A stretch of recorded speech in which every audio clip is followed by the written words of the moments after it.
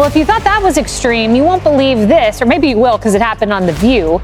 This is Whoopi Goldberg. She gave a shocking claim about how black people in our country are comparing to what it's like to live in Iran. Let's just remember, too, the Iranians literally throw gay people off of buildings. They don't adhere to basic human rights. Listen, here's the thing. Let's not do that, because if we start with that, we have been known in this country to tie gay folks to the car. The show was moving along slowly, almost dragging until Kayleigh McEnany spoke up and completely changed the energy in the room. Out of nowhere, she made a bold, straight-to-the-point statement that caught everyone off guard, especially Whoopi Goldberg. 1 minute, Whoopi was making her usual sharp remarks on The View. The next, she was taken aback, clearly not expecting what Kay had to say. You could feel the shift instantly. The studio fell completely silent. Even the mugs on the table seemed still. Whoopi looked thrown off, like she'd lost her place in the conversation. It was the kind of moment that stopped everything cold. So, what exactly did Kay say to cause that kind of reaction? Whatever it was, it definitely made an impact, and everyone in the room felt it. Has millions of dollars. Whoopi Goldberg's a famous actress. She's on a talk show, Kennedy, and it's time to educate Whoopi Goldberg. Let's meet Mahsa Amini. Mahsa Amini, we have her picture. She was in Iran, 22 years old. Didn't wear her hijab, so of course the morality police arrested her in Iran. She died in a re-education class in prison where she was physically abused by Iranian authorities. So apparently this is where Whoopi would like to be. Whoopi Goldberg is a well-known actress with millions in the bank and a regular seat on daytime television. But sometimes when the spotlight hits real-world issues, it's important to take a step back and get the full picture. Let's talk about Mahsa Amini. She was a 22-year-old woman in Iran. Her only offense? Not wearing her hijab the way the authorities wanted. For that, she was arrested by Iran's so-called morality police. Tragically, she died in custody reportedly after being beaten during what they called a re-education session. This is the reality some women face, where simply dressing differently can lead to death. That's why, when Whoopi speaks out on issues around the world, it's fair to ask, is she truly informed about the people and situations she's commenting on? Or is she reacting based on emotion and selective outrage? When someone with a long, privileged career talks like a moral authority while overlooking the tougher truths, it can feel like a case of do as I say, not as I've done. It's not about silencing anyone. It's about making sure we understand the weight of the issues before we speak for others living through them. This is what it's all about. Either you want it to work forward thinking, you want everybody to have the ability to say how they feel, what they want, to move forward, or you don't. Or you want somebody who says, I'm going to be on day one, I'm going to be a dictator. Who says it to you, tells you, I'm going to put you people away. I'm going to take all the journalists, I'm going to take all the gay folks, I'm going to move you all around and disappear you. If that's the country you want, you know who to vote for. It's just when it seemed like things couldn't get any more off track, in walked Kayleigh McEnany, ready, confident, and armed with facts. She wasn't just making a point. She came fully prepared, like someone who had done her homework. Meanwhile, Whoopi Goldberg, sitting comfortably in her usual bubble, didn't even have time to react. Before the next commercial break, she stumbled over her own contradictions live in front of everyone. Kay didn't need drama. She brought clarity, and that alone flipped the moment on its head. While others were talking, she showed up with the facts, and it showed. Ron Whoopi Goldberg, but apparently it's harder to live in this country. Well, it's 2025. I don't know if she knows that. So you could tell Whoopi felt the pressure the moment Kay gave her that unmistakable look, the kind that says, I've got the facts, and I'm not backing down.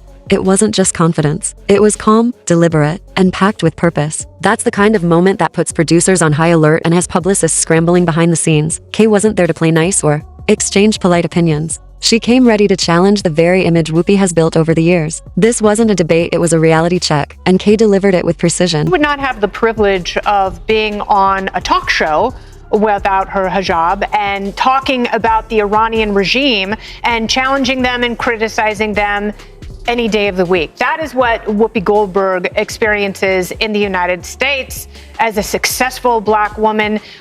In fact, the laws against women especially going out and assembling in order to fight the authoritarianism in Iran, that is met with death. Like you can receive the maximum penalty is death. Let's take a step back, because nothing highlights Whoopi's contradictions quite like her own track record. This is the same person who once tried to argue that certain offensive words were simply off limits, end of discussion. As if morality comes with a one-size-fits-all setting. That was the first real sign that maybe we weren't dealing with a deep, thoughtful voice, but rather someone who treats quick online opinions like they're carefully researched truths. It's not that people can't change their minds, but when the pattern is inconsistency over substance, it's worth paying attention. That's why I am saying that it is the same.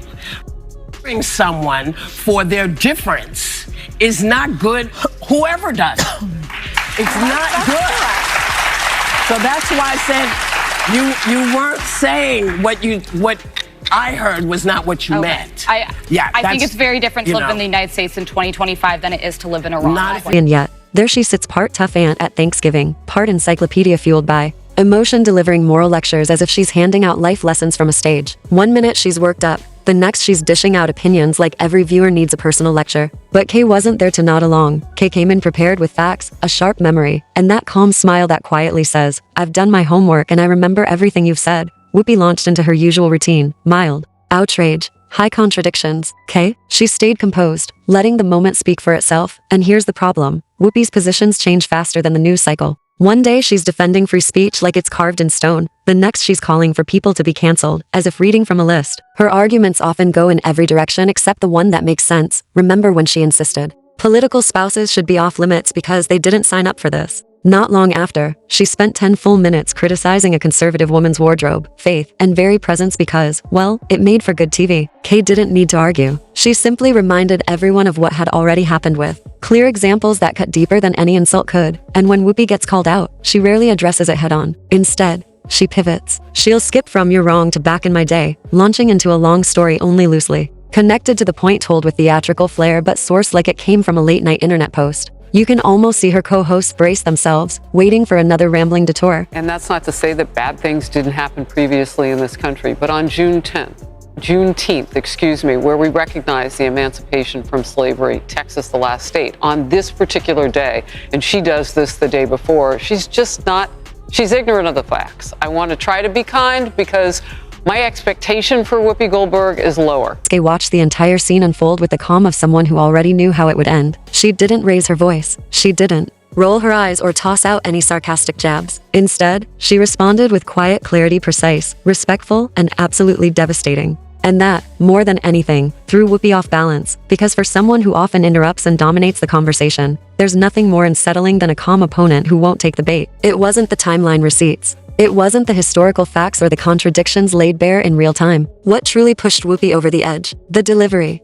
That calm, steady voice. The one that gently said, "This isn't personal. You're just completely wrong and I can prove it." Right on cue, Whoopi did what she always does when backed into a corner. She launched into the victim monologue. She leaned back, squinted in disbelief, and claimed she was being disrespected, as if she'd just been hit with some invisible wave of hostility. Because in her world, strong disagreement, especially when backed by logic and memory, is an attack. Let's also take a moment to acknowledge Whoopi's long-standing belief that volume equals truth. It's practically a rule on The View: if you say it louder, it must be right. But this time, it didn't work. Kay didn't match her energy. She didn't shout. She didn't flinch. She just smiled, that calm, composed smile that quietly says, "I don't need to argue. I've got your own words and some basic math." And with that, the whole moment detonated. Not because Kay was aggressive, but because she was right. And she knew it.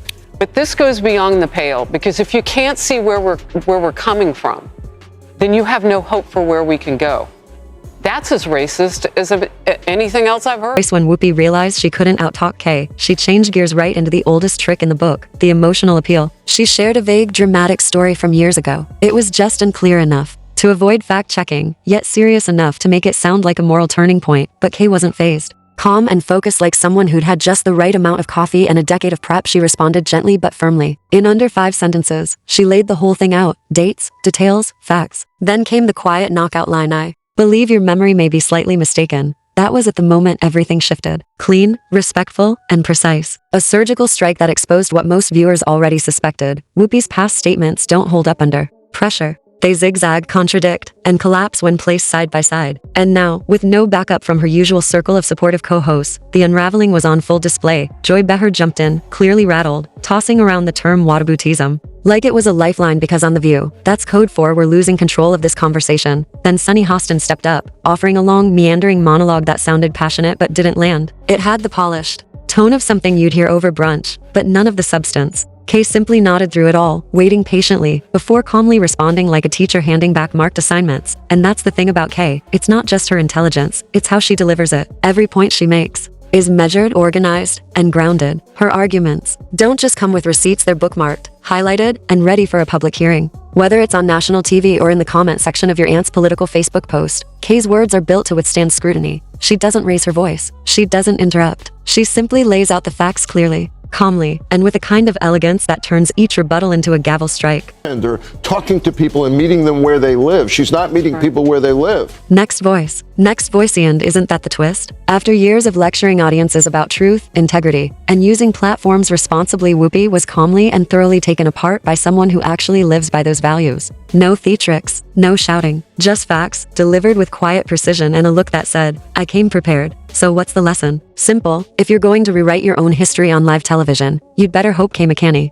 isn't in the room. Because if she is, she'll bring the receipts organized, time-stamped, and delivered with a polite smile that somehow hits harder than any insult ever could. As for Whoopi, maybe it's time for a pause. A book club, perhaps something relaxing, preferably in a room without search engines, or maybe a solo podcast where no one interrupts and contradictions can float freely without challenge. Because until that happens, Kay remains undefeated in the arena of televised truth-telling. And Whoopi, she's stuck mid-rant, scanning the room for applause that never comes. Meanwhile, the viewers got more raw, honest entertainment in those few minutes than most shows deliver in an entire season. Turns out, real accountability when delivered right can be just as gripping as drama. And funny too. If The View wants to keep up, maybe it's time for a rebrand. Less roundtable chatter, more fact-checking in real time. Keep Kay on speed dial and add a warning for fragile egos. Because the game has changed. And the audience, they're paying attention. This goes beyond the pale, because if you can't see where we're coming from, then you have no hope for where we can go. That's as racist as anything else I've heard. Almost feel the tension hanging in the air, pressing in from the studio walls as each second ticked by. What began as another typical midday debate slowly unraveled into a public unraveling broadcast live across the country. And at the center of it all was someone clearly unprepared for anything other than applause and agreeable nods. Around the table, the panel shifted uncomfortably, suddenly fixated on cue cards like they might